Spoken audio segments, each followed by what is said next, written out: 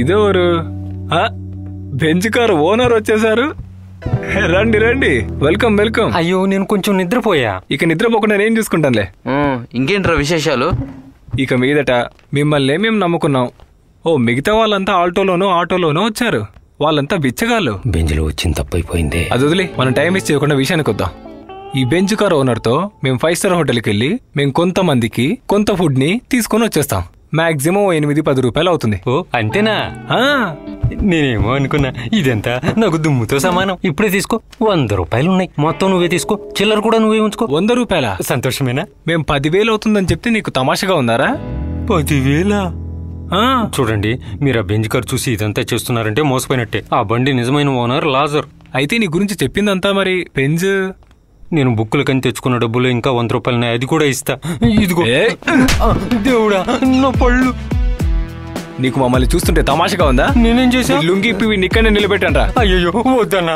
రే కింద నుంచి సిగ్నల్, వాళ్ళు వచ్చేసారు అనుకుంటా. నువ్వు వెళ్ళి లైట్ ఆపు.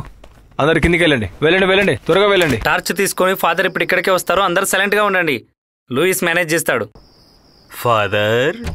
ఎవరది? నేనే ఫాదర్, లూయిస్. ఈ టైంలో నువ్వు ఇక్కడేం చేస్తున్నావురా? సొంతంగా ప్రాక్టీస్ చేస్తే నా వల్ల ఏం కావడం లేదు ఫాదర్.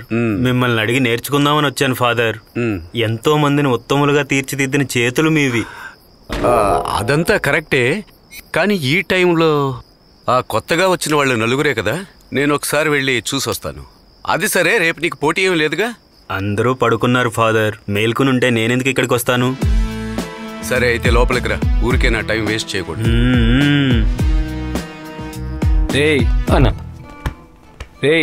నీ డబ్బులు నువ్వు ఎక్కడ దాచిపెట్టావో నేను చూసానంటే ఖచ్చితంగా ఎత్తేస్తా.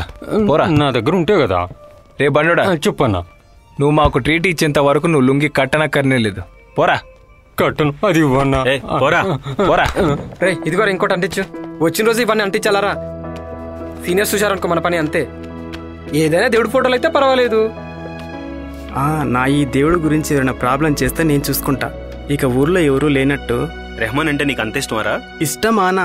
నేను ఎప్పుడైనా చెన్నైకి వెళ్తే ఈయన చూస్తా. ఒకవేళ చూడకపోతే వెళ్ళి నిల్చొని స్టూడియోని చూస్తా. ఇక ఇదైనట్టే. ఈ తలుపు గడిని శబ్దం చేయకుండా వేయమన్నా విజయ్ చెంప మీద వాళ్ళు చల్లున వేసినప్పుడు భలే శబ్దం వచ్చింది. అవును, బాగా శబ్దం వచ్చింది. ఏంటి విజయ్, టైర్డ్గా ఉందా? అయ్యయ్యో, నా వల్ల కూర్చోవడం అవట్లేదు, పడుకోవడం అవట్లేదు. వాళ్ళు కొట్టిన దెబ్బలకు ఒంట్లో ఎరి బ్లాక్ అయిందనుకుంటా. గ్యాస్.